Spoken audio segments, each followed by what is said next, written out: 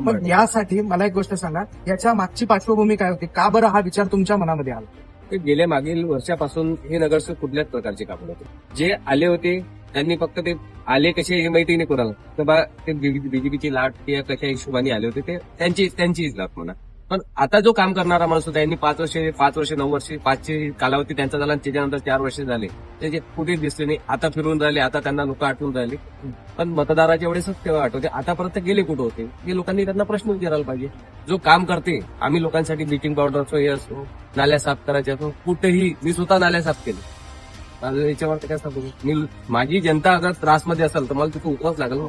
मी त्यांच्या सेवेसाठी मी एकच संधी मागून राहिलो तुम्हाला का मला हात जोडून विनंती फक्त तुमचा कचरा आणि नाल्या साफ करण्यासाठी एक मत मला द्या. तुम्ही तुमच्या परिवारासाठी सुरक्षेसाठी तुमच्या परिवाराच्या सुरक्षेसाठी एक मत मला द्या. बरं दादा, कचरा आणि नाली साफ करणे या व्यतिरिक्त पण आपल्या प्रभागामध्ये बऱ्याच समस्या आहेत, जशा शैक्षणिक दृष्ट्या आहेत, जशा आपण सामाजिक दृष्ट्या ज्या काही समस्या आहेत किंवा सामाजिक ज्या मदती आहेत त्या लोकांपर्यंत पोहोचत नाही. आता आपण ज्या उद्यानामध्ये उभा आहोत ते उद्यान सुद्धा आपल्या याच नगरपालिकेच्या अंडर येतं, ते प्रभाग क्रमांक 17च्या अंडर येतात. पण यासाठी आपली काय मॅनिफेस्टो आहे, आपली काय ज्याला म्हणू शकतो की स्वतः तुम्ही कशा पद्धतीने जाहिरात करतात किंवा काय आश्वासन अशा सामाजिक गोष्टींना घडामोडींना पुढे नेण्यासाठी आपण काय आश्वासन देत आहेत या जनतेला?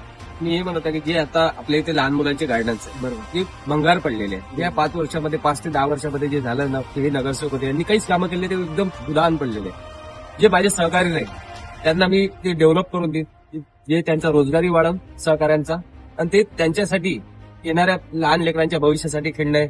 जसं हत्ती आता एक आमच्या इथे महाराणा प्रतापचं गार्डन बनलं तिथे हत्ती गोळे अशी मस्त म्हणजे लहान मुलांना असं खेळण्याचं चांगले हे भाग घेण्यात येईल. आणि जिथे कुठे असं वाटलं आपल्याला जास्तीत जागा मोठी असतात तिथे आपण मग त्या हिशोबाने महानगरपालिकेला प्रोत्साहन करून 5 रुपये तिकीट त्या हिशोबाने आपल्या एरियामध्ये किती लोक आपण त्याच्यामध्ये डेव्हलपमेंट होऊ शकतात, किती लोकांना रोजगार मिळू शकतो आपल्या प्रकारातला बरोबर. तर मला एक तुमची गोष्ट खूप छान वाटली की तुम्ही सहकारी म्हटलं.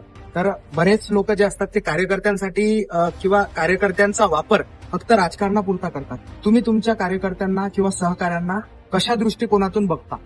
मी माझ्या सहकाऱ्यांना माझ्या परिवारासारखं बरोबर ते माझे एक परिवार म्हणून मी या जे मतदारसंघ असेल माझ्या जे वोटर असेल त्या बाकीचे कुणी असेल ते सगळे माझे सहकारी म्हणून ते वास्तवात काम करणार विरोधकही असेल. पण जेव्हा मी त्या पदावर आलो ते सगळे माझे सहकारी झाले आणि मी त्यांच्यासाठी जिथपर्यंत असेल माझा परिवार म्हणून जिथपर्यंत माझी पॉवर आहे जिथपर्यंत मी करू शकतो त्या पॉवरचा उपयोग माझ्या परिवार म्हणून मी त्यांची काळजी करतो. तुमचे